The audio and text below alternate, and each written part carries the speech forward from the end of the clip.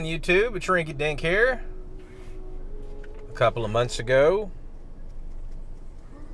Sean down at Ghost Cobb reached out to Greg down at the Tunnel Take.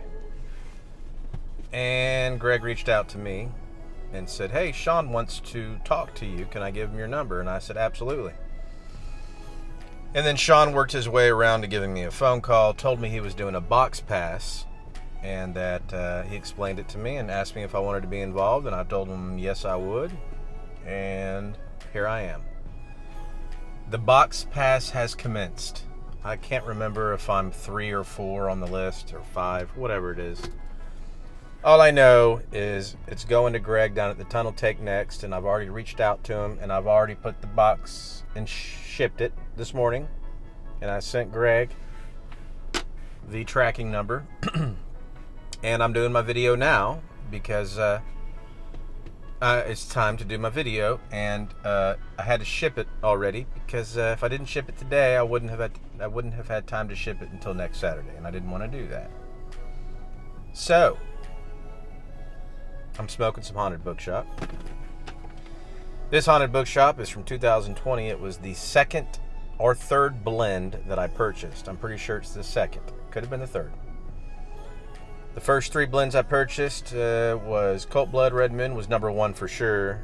Number 2, somewhere in there is Eileen's Dream, but number 2, I believe, was Haunted Bookshop, and number 3, I think, was Peter Stokeby's Luxury Twist Flake.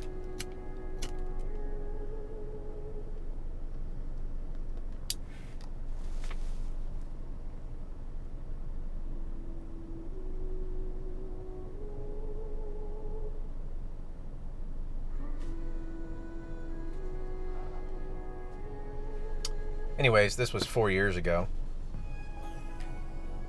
that I first smoked it.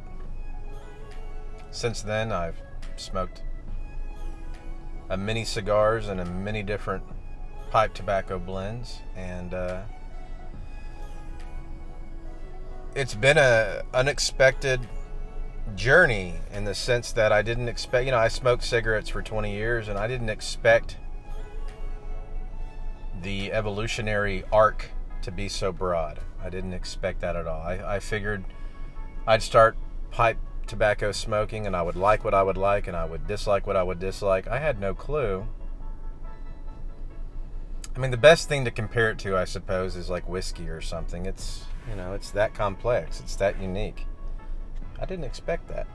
And when I first smoked Haunted Bookshop, being a noob that I was, it's just not a good blend to start off with when you're new in the pipe tobacco journey.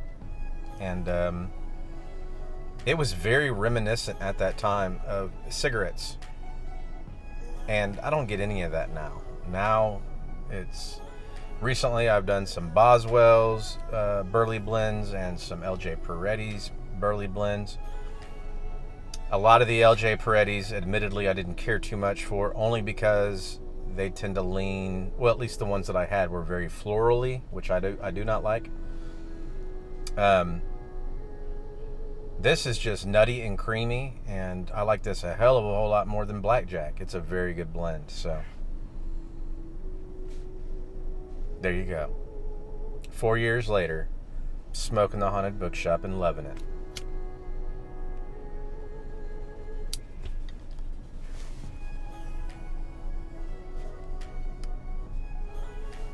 So, Sean down at Ghost Cobb is turning the big 5-0 come August 16th. And he thought it would be fun to do a BoxPass. He's been involved in many in the past. He included me, and here I am, as I said. And we'll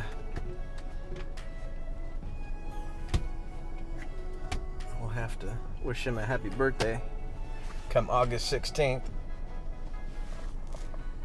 I hope I'm remembering that correctly. I know it's the 16th. I think I told him 15th last I spoke. He goes, no, 16th. Pretty sure it's August 16th. Anyways, if I'm wrong about that, please forgive me.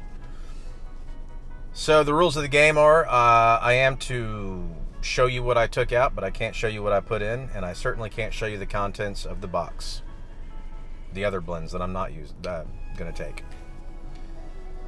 And of course, if you take something out, replace it with something of equal value. Other than that, it's kind of just do what you want. And I just want to go over what I took out. I took Warped Midsummer.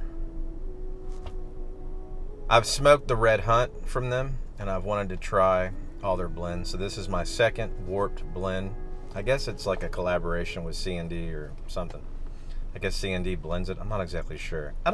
I'm the last person. I don't do any kind of research on anything other than what's in there. That's it. That's where my research begins and ends for the most part. And this was already cracked. It looked a lot to me like someone opened it, took a pinch of it, smoked a bowl, said it wasn't for them, and boom, put it in the box, which is a good way to handle a BoxPass because everyone's palate's different, and it gives you an opportunity to offload blends that you don't really agree with and to try something different. So I get it. I have smoked it. Not my favorite. It's a weird blend in the sense that it gets better. Like if I speak like cigar language, the first third, as I approach the end of the first third of the bowl, I kind of like it, but it doesn't blow my socks off. I'll just go ahead and tell you that now. And it just so happened to be that they had two Warped. This is the Haunting. So I took that one, and I'm glad I started smoking this, and I'm glad I like it because I got a 10 of Haunted Bookshop. So that's what I took out. I will say that I put in 5 blends. And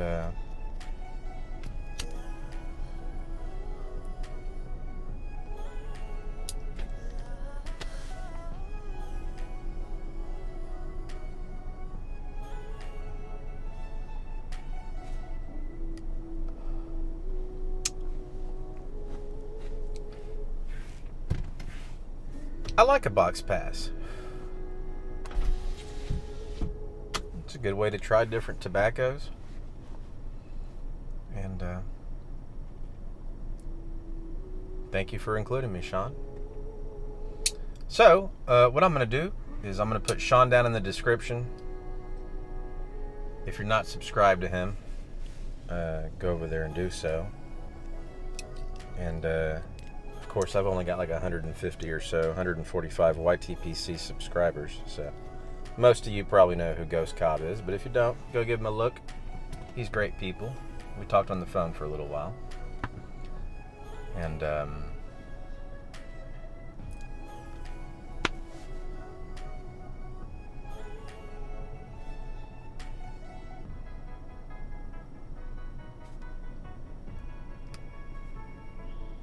this will be headed out towards you, Greg. Down the tunnel take. He'll be receiving it next. I did all I could to try to increase the size of the box. I even called Sean and I talked to the post office. I don't do a lot of shipments, but I did find out a lot of information. So it's kind of full. If Greg takes out 3 blends and he puts in 3 blends, he should be fine. Fine. But the box is full. And I tried to figure out how to get a bigger box, and the post office, they weren't very helpful. They told me I could bring in a box that wasn't a post office box, but that you need to know the dimensions and the size, and there can be a serious premium and cost for doing that. And anyways, so if Greg doesn't, just putting it out there, the box is due for a promotion and size. So if any of you all down the line want to work that out, I would do so. But Greg's got it. I told Sean I was going to do everything I could to try to get a bigger box. And when I went to the post office today, the box that came with this shipment that Sean initially shipped this out in, that was the biggest box I could find at my post office. And I asked the guy behind the counter today, because I could finally talk to somebody, because when I would go there after work, there was a line out the door, and I couldn't You can get up to the boxes that are like on the floor, but you can't talk to anybody unless you get in line without pissing everybody off. So when I talked to him today, I said, don't you have a box? I looked online. They had a box that was twice as high, same dimensions, but twice as high. And I asked the postal worker, I said, don't you have a box that's twice as tall as this with the same dimensions, width and length? And he said, no. We have a bigger box, but it ain't much bigger. And I said, okay. So I didn't want to open the entire box in front of him and refill out Greg's address for a little bigger, whatever that is. So I don't think he knows what he's talking about, or that specific post office just didn't carry a bigger box. But I'm almost 120% sure that you're better off with a bigger box than shipping 2 separate boxes. I think you save money that way.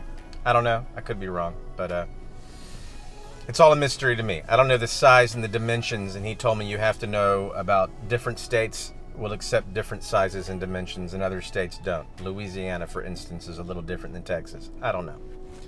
But that's the gist of it. Sorry for babbling. Thank you for including me, Sean.